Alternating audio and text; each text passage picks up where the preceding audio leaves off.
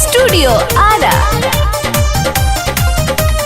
खोल दना रेट कदम रुपिया के बाहरी तोरो जवानी रानी कई दे हम मालिश। अरे हटा ना, जरूरी नहीं है।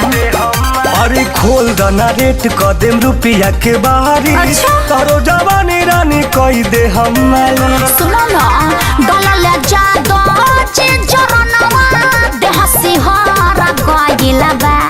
राते बोला बले रहन हवेली पमनवा भर गइला बा। राते बोला बले रहन हवेली पमनवा भर गइला बा।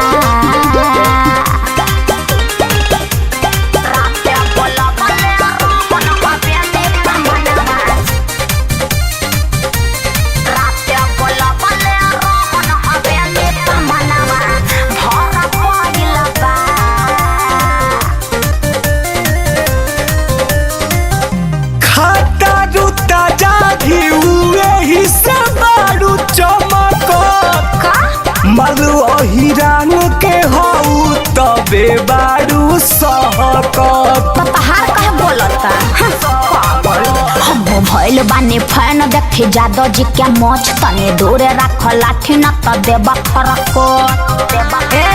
जानतानी बाबू कहवा तोहरा नजर गइला बा। राते बोला बले रहन हवेली पमनवा भर गइला बा। राते बोला बले रहन हवेली पमनवा भर गइला बा।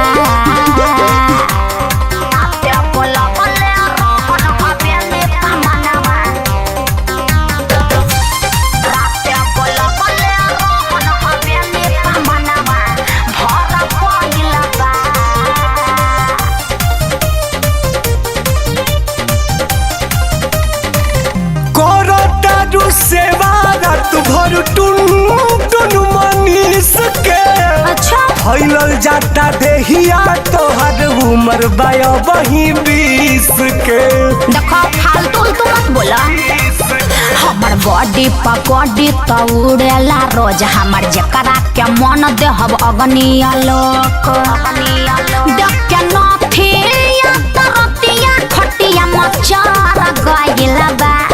राते बोला बले रहन हवेली पमनवा भर गइला बा।